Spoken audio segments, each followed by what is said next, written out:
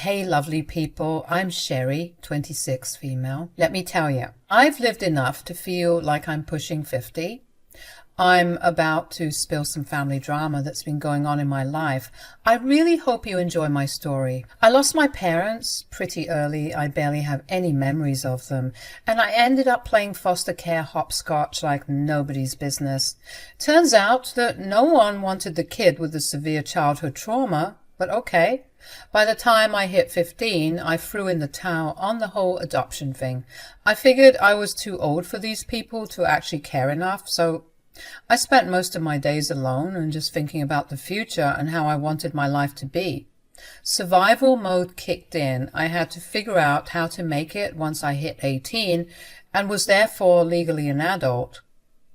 Life's a tough cookie, but I was ready to take a big old bite of it if it meant no longer being miserable in my room all the time.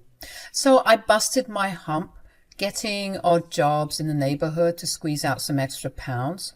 I've always had nimble fingers, and people used to compliment me on how careful and precise I was. Probably would have become a neurosurgeon in another universe, but that couldn't be the case for me in this lifetime. Anyway, one day while playing around with colored beads and wires a friend had given me, a light bulb flickered. It was time to dive into the jewelry biz. I mean, why not, right? I was making some pretty cute nose and ear cuffs, and I knew that I could do more if I had the right materials. Seemed like a wild, impossible dream at the time, but I stayed on the grind, refining my craft. Before I knew it, I was 17 years old and I was launching an Etsy store, slinging my dazzling creations to blokes all across the UK. I was basically ready to move out before I needed to, and I was so freaking proud of myself. I knew that I could take this thing to new heights. I mean, no one was doing what I was doing, and I had to latch onto capitalism's sweet teat if I was going to be retiring by 35. That's an exaggeration. Like I planned, so guess what I did? I worked even harder and smarter, proposing my business to potential investors, forcing myself through doors that were insisting on shutting me out and ear-lashing just anyone who would listen, really. It was rocky at first. I almost gave up, even before I was getting rejected a lot. But something inside of me told me to just keep pushing. Funnily enough, I found myself in the same room as people I used to watch on TV when my foster mum would put on Boston Legal and Suits. It almost felt like a fever dream. Because of my networking, I managed to catch the eye of a business investor who was coming from India. She wanted to tap into the jewelry market, and she told me that my work was cute and quaint.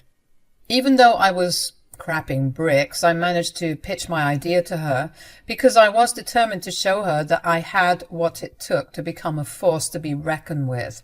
That go-getter attitude of mine, it worked like a charm, always landing me exactly what I wanted. And boy, did I hit the jackpot.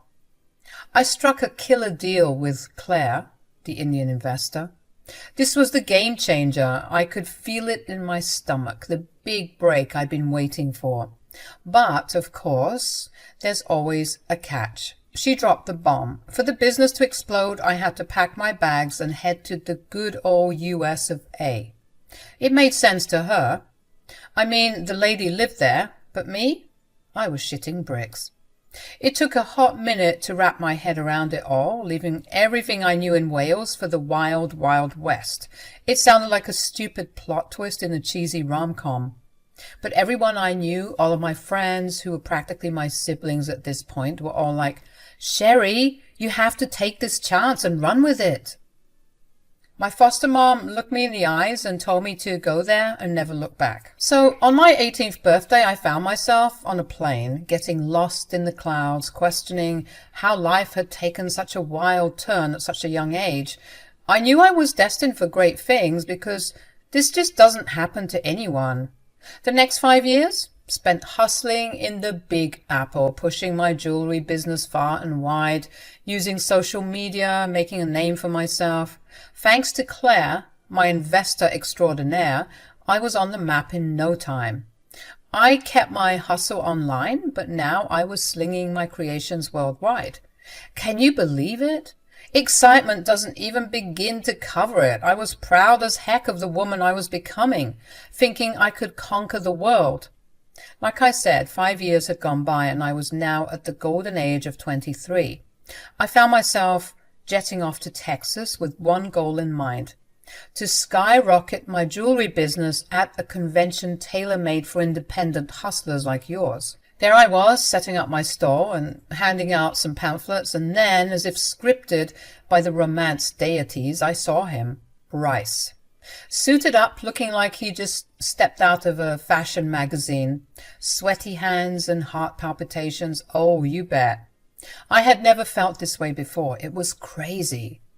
Running a business since the tender age of 17 left my love life in the dust. I mean, I barely had the time. Texting friends back was a luxury, so going on dates was always a distant dream. I never opted to date, even casually, just because I didn't have the time and I didn't want my heart to be broken. Not very good for business. But seeing Bryce, it was like all those rational thoughts took a nosedive. Without a second thought, I found myself shuffling to his store. He didn't exactly give off the jewelry-making vibes.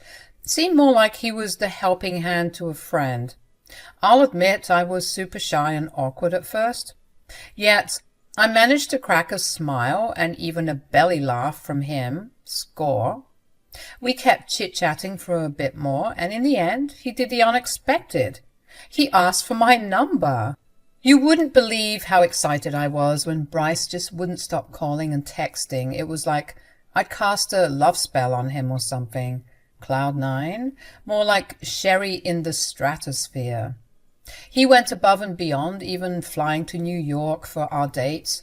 Months of casual dating turned into something more, and Bryce was ticking all the boxes: charming, sweet, kind, and most importantly, madly in love with me. So when he dropped the big question after 3 amazing years of being with him, I was over the moon. Cabo was where it all happened, on my birthday, with roses and a heartfelt proposal. Tears, the kind that's so unlike me, just flowed. Bryce had this way of turning the right cogs, making me feel soft and loved. We finished up the birthday and proposal celebrations, and we were soon after on our way from Cabo to Texas, ready to share our joy with his family. I was nervous as anyone would be, but I had even more cause for concern because of a certain someone who didn't seem to like me. Babe, are you sure your mom's going to be okay with this?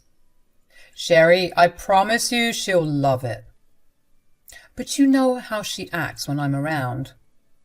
She's just being a bit overprotective, you know. After all, I am her son. I know. It's just, she scares me, you know. I understand, babe, but I know her, trust me. All of that passive-aggressive crap she was doing is going to melt away the moment she sees that ring on your finger. She'll know for sure that I'm being serious and that I want to spend the rest of my life with you. Okay, babe, I believe you, I guess. A couple of days after settling back into Texas, there I was, stomach churning, seated at my soon-to-be mother-in-law's dinner table. Elnora had no clue about the storm brewing within me, and she carried on with her usual treatment. She was the nice, nasty Regina George type, always looking for an excuse to bully me without any real reason. At first, I thought it was just the typical hostility you get from in-laws out of protection and care, but that wasn't the case.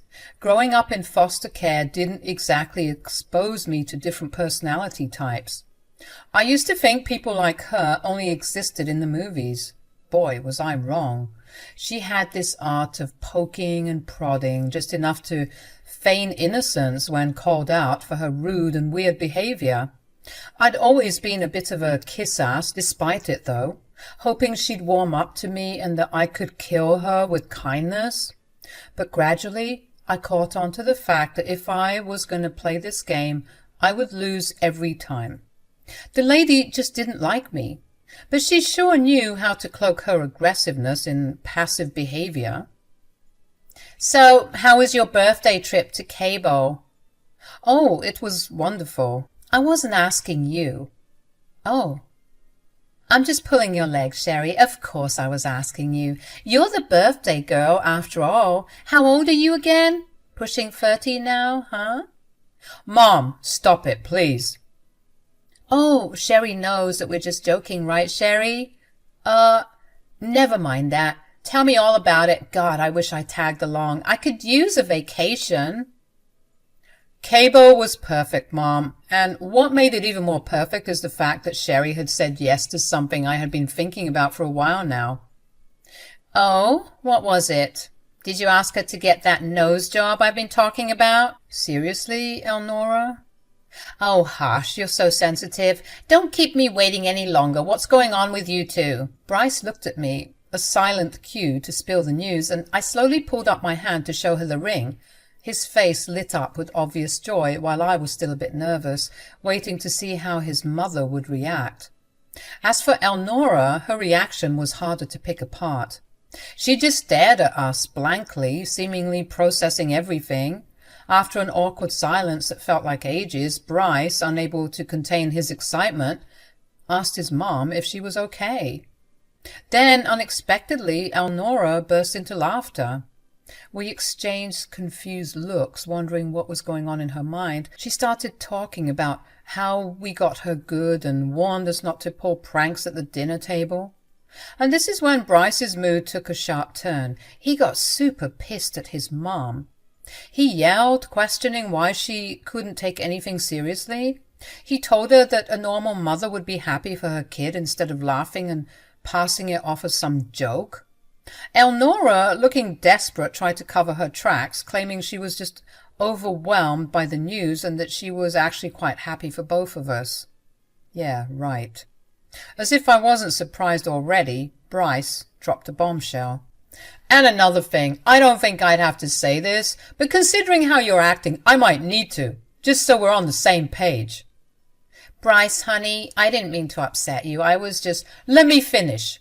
The way you've been treating Sherry is disgusting, and since she's my fiancée and soon-to-be wife, we'll both be expecting changed behavior. Oh, come on, Bryce. Aren't you being a bit too irrational? I told you. This is how Sherry and I joke, right, Sherry? Actually, Elnora, I've always had an issue with the way you speak to me. You talk down at me like I'm your lackey or a peasant, and I don't like it. I don't like it either. I just wanted to say that we would appreciate it if you started treating her with respect. Wow, I don't know what to say. How about I'm sorry? I apologize, Sherry. I didn't mean to hurt your feelings. I was shocked when Elnora actually apologized to me. It felt like a weight had been lifted off my shoulders. All I needed was an apology and changed behavior, and I was convinced that we could have a blast and be a big happy family. Something I never got the chance to have on my own. Dinner went on surprisingly well after that awkward encounter. Elnora wasn't rude to us at all, and we were chumming it up like we were old buddies. It was great. After dinner, Elnora found me in the kitchen tidying up and putting some dishes away. Hey, that pie was delicious, by the way. You're going to have to send me that recipe ASAP. Listen here, you little brat. I don't know what you told my son and where he got the idea that he could speak to me that way, but I'll be damned if I let an orphan wedge her way between us. Elnora, what are you talking about? You think you're so smart, don't you? Coming into our lives and turning everything upside down. Why don't you just go back to your little country with your tea and crumpets and leave us alone? You know what? This one's on me. I should have known that was a BS apology. You think I'd ever apologize to you? You've got another thing coming, and if you know what's good for you, you'll break up with Bryce. Why? So that you can get a chance with him? Newsflash, Elnora, he is your son. I don't know what kind of drugs you've been smoking, but he is a grown man, and he is in love with me, and I'm in love with him. So I'm not going anywhere. You just want him for his money. You're nothing but a gold-digging leech.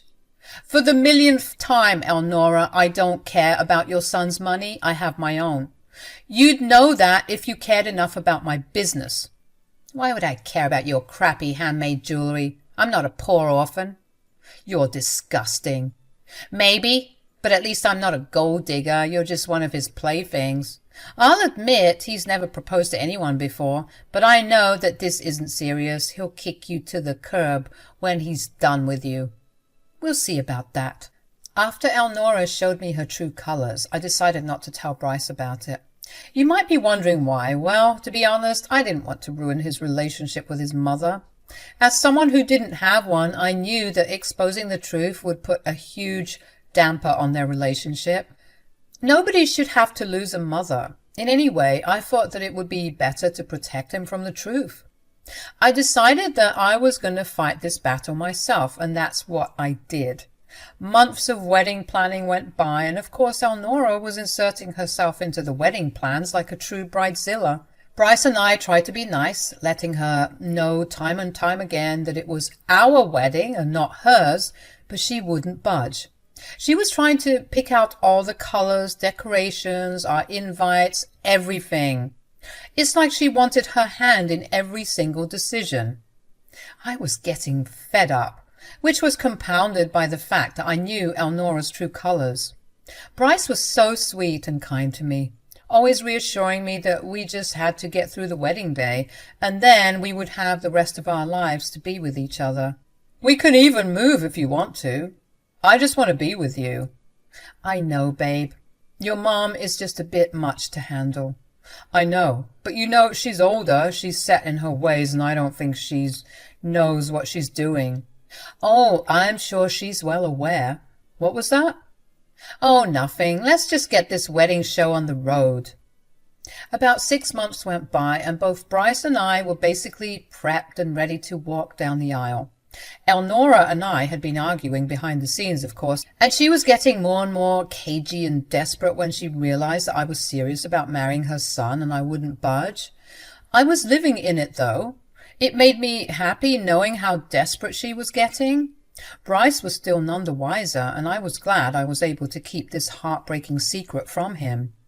2 nights before my wedding, Elnora called me and told me that she had something important to say. Well, looks like you've done it. If by done it, you mean putting months of hard work into planning my dream wedding with my dream man, then yes, I have done it. You might have fooled him, but you still haven't fooled me. I know you're only with him for his money, which is why I'm demanding a prenup. You can't be serious. I'm dead serious, Sherry. You can marry my son, but let's see who you'll be when none of his money is involved.